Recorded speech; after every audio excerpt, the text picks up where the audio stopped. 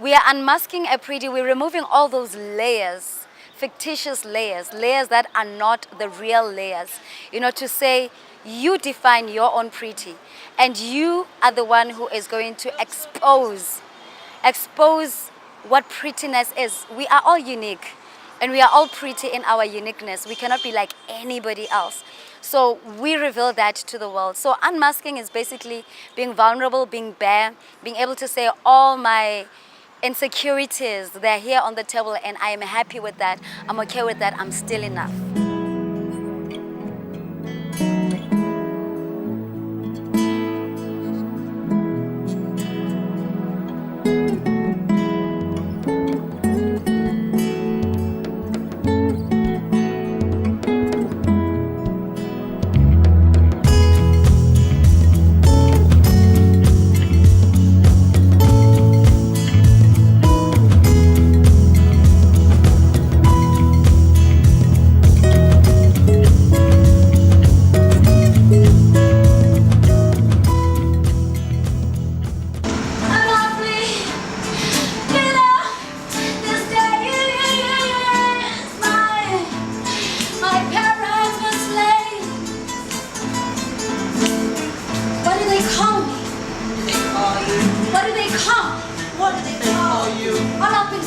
What do they call me? What do they call me? They call me Peaches. When you know yourself, you attract the right people. And when you know yourself, you have an energy that attracts the positive energy. So unmasking yourself is being real with yourself, is being truthful and just accepting who you are. The true self is when you actually define your beauty. That's when I realized, okay, fine. Also, coming into a mother, that accident also taught me a lot of patience. Re-loving myself for me means that it's when you start having honest conversations with yourself, when you start discovering the true selves or the true nature of who you are, and really embarking on having conversations on who are you as a human being, who are you as the person that you would like to be, maybe whether it's a career that you like or it's things that you like doing, your hobbies and whatever. That is when you start having true conversations with yourself and asking yourself, who am I really, A lot happens. There is a lot that separates us from our body. That's why we're here. Some of us don't even know we are separated from our bodies. There are men that are taught from a very young age, I can't. But that's how your body expresses itself. Where do the tears of the men who don't cry go? How do they express them? Because I feel as women we've been silenced, we've been censored, and now it's the time for us to have really honest conversations with ourselves, with our bodies, so as to get to a place where even the world embraces us as we are. Quite often we exist with scars that we carry, scars that exist within us, and we really have to go inside ourselves to unmask those, to break them apart so that we can put ourselves back together again, and put ourselves back together again so that we are even more beautiful for having those scars and for having been broken. It's so easy for you to find yourself healing from a physical scar, but internal scars we don't actually get time to actually deal with them gahle. And nakhona it becomes a very big problem when we're not even aware that we've got physical scars, So in the midst of all of that, I think it's all about acknowledging it, because physical scars at the end of the day, they are going to heal, but then internally at some point we have got to do the work within. I remember asking my mom, what have I done to myself? And she said, no, it's not what have you done to yourself. It is who are you becoming now as the new you. Because as people you evolve.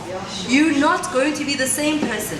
I empower, and my journey means, Ruti, I need to empower everyone that I meet along the way, and it also means that I need to find what strengths I have within me that make me become a powerful force to be reckoned with and to actually empower other people moving forward.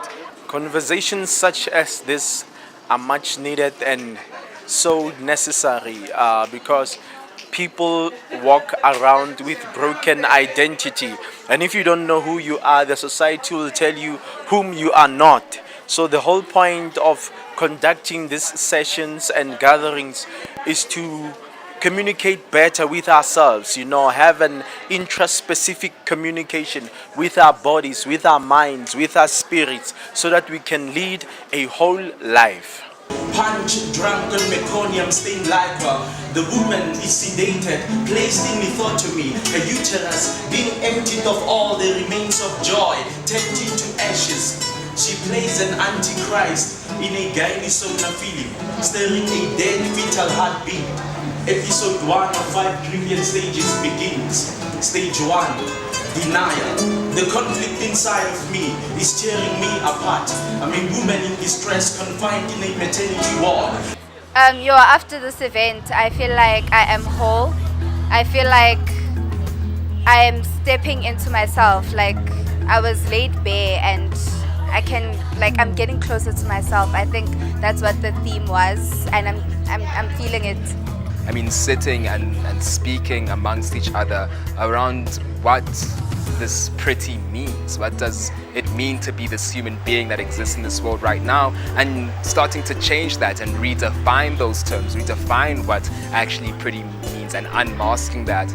I think this can be a very powerful activation for us to gather and to share with each other, where our damages have come from and where we have also healed and where we can heal, and help each other through that process. This journey can never happen without being bare, without being vulnerable, without being open. I had to be open to myself. And as a person, you cannot be to others what you're not to yourself.